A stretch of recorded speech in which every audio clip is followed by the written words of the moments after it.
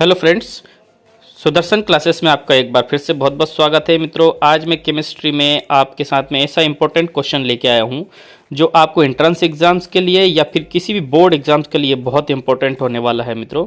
और हमारा टॉपिक होगा मित्रों आज फजान्स रूल, फजान का नियम। फजान का नियम क्या होता है मित्रों? कोवेलेंट कैरेक्टर, आयनिक कैरेक्टर और पोलराइजेशन में रिलेशन बताता है कि कौन ज़्यादा पोलराइज होगा, कौन ज़्यादा कोवेलेंट होगा, ठीक है, आयनिक कंपाउंड्स में। तो देखिए मित्रों, इसका डेफिनेशन यदि मान लीजिए अपन देखें तो इस प्रकार से बोल सकते हैं, to determine the extent of polarization और covalent character in an electrovalent molecule, Fajans proposed some rules that are following. जैसे ये कह रहा है कि यदि कोई भी एक आयनिक कंपाउंड है, आयनिक मॉलिक्यूल, इलेक्ट्रोवेलेंट का मतलब मित्रों आयनिक होता है, उसमें आपको ये डिटरमाइन करना है कि वो कितना पोलराइजेशन है उसमें, कितना कोवेलेंट कैरेक्टर है, ठीक है। तो पोलराइजेशन और कोवेलेंट कैरेक्टर कितना परसेंट उसमें है, इस चीज़ को दर्शाने के लिए फजान ने कुछ रूल्स प्रपोज किए हैं। और वो रूल्स क्या है देखिए, अपन यहाँ पे देखते हैं। जैसे पहले नंबर पर लिखा मित्रों, यहाँ पे इसको ठीक से पढ़िए पहले, द साइज ऑफ केटायन। पहले नंबर पे क्या लिखा है? Size of cation. साइज अब केटायन का मतलब होता है मित्रों पॉजिटिव चार्ज। केटायन का मतलब क्या होता है? पॉजिटिव चार्ज, ठीक है। तो smaller the size of cation, यानी कि जितना छोटा केटायन होगा, greater the polarization power in the ion, उस आयन में पोलराइजेशन उतना ही ज़्यादा होगा, ठीक है। अब केटायन छोटा बड़ा कैसे है? जैसे एटॉमिक साइज आप जानते हो, ठीक है। जैसे लिथियम सबसे छोटा है मित्रों, साइज ऑफ केटायन। लिथियम देखो तीसरे नंबर पे आ रहा है, हाइड्रोजन, हीलियम, लिथियम। ये 3 ऑर्बिट बनती है इसमें, लेकिन एक पॉजिटिव चार्ज आने के कारण एक इलेक्ट्रॉन भी कम हो जाता है, तो एक छोटी सी साइज बन जाती है उसकी। कौन सी? एक ही ऑर्बिट वाली। सोडियम, उसमें 2 ऑर्बिट होती है, वैसे एक 3 होती है, लेकिन एक इलेक्ट्रॉन निकल जाने के कारण एक पॉजिटिव चार्ज आ गया तो 2 ऑर्बिट बचती है। इसमें 3, 4, 5, ठीक है। यानी कि सबसे बड़ा यहाँ पे सीजियम है और सबसे छोटा क्या है? लिथियम है, ठीक है। ये साइज ऑफ कैटायंस है। तो इनकी जो साइज जिसकी सबसे छोटी होगी, पोलराइजेशन पावर उसका सबसे ज़्यादा होगा, ठीक है। यानी कि ये देखिए, lithium is less than sodium and less than potassium less than rubidium. इसमें उल्टा हो जाएगा कि लिथियम का जो पोलराइजेशन पावर होगा वो ग्रेटर देन सोडियम, और सोडियम का होगा ग्रेटर देन पोटेशियम, ठीक है। और सबसे कम होगा मित्रों सीजियम का, क्योंकि इसका साइज सबसे बड़ा है, और लिथियम का सबसे छोटा साइज है, इसलिए पोलराइजेशन सबसे बड़ा होगा, ठीक है।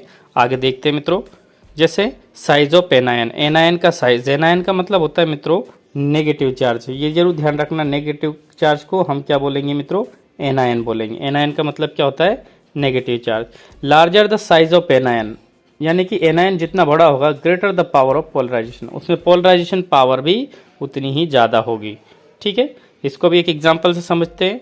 जैसे ये एनायन देख लेते हैं, यानी नेगेटिव चार्ज वाले, जिनकी इलेक्ट्रोनेगेटिविटी होती है ना, जिन पे नेगेटिव चार्ज होता है वो एनायन होते हैं। जैसे फ्लोरीन हो गया, क्लोरीन, ब्रोमीन, आयोडीन, ठीक है।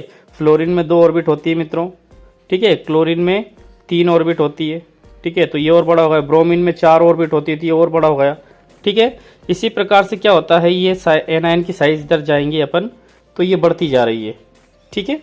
एनायन की साइज इधर जा रहा है तो ये बढ़ती जा रही है। तो अब क्या बोल रहा है? Larger the size of anion greater the power of polarization, यानी कि एनायन का साइज जितना बड़ा होगा, पोलराइजेशन भी उसमें उतना ही ज़्यादा होगा, ठीक है। ये बिल्कुल सेम चलेगा, जो एटम जितना बड़ा है, जो आयन जितना बड़ा है, उसकी पोलराइजेशन पावर उतनी ही ज़्यादा होगी, ठीक है।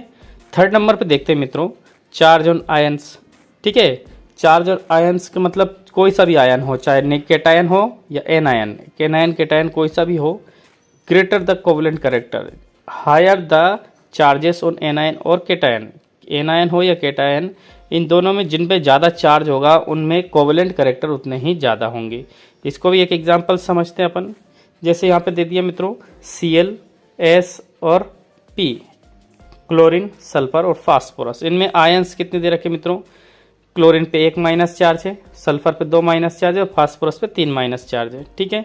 तो जिसमें ज़्यादा चार्ज होते हैं मित्रों, वो क्या होगा? उतना ही पावरफुल होगा, ठीक है। इसके बाद में देखिए, इसको एक एग्जांपल समझते हैं अपन। जैसे NaCl, Na2S, Na3+। अब इनको अगर तोड़ के देखें तो मित्रों, यहाँ पे सोडियम पे तो सब पे 1 ही प्लस चार्ज आ रहा है, ठीक है, लेकिन Cl पे 1, सल्फर पे 2 और फास्फोरस पे 3। तो जिस पे ज़्यादा चार्ज होते हैं मित्रों, यानी कि फास्फोरस पे सबसे ज़्यादा चार्ज है, तो इसका कोवेलेंट कैरेक्टर सबसे ज़्यादा होगा फास्फोरस वाले का। ठीक है, ऐसे ही मान लीजिए मित्रों यहाँ पे Mg दे दिया, Mg पे 2+ होता है, एल्यूमिनियम पे दे दिया, इस एल्यूमिनियम पे 3+ चार्ज होते हैं।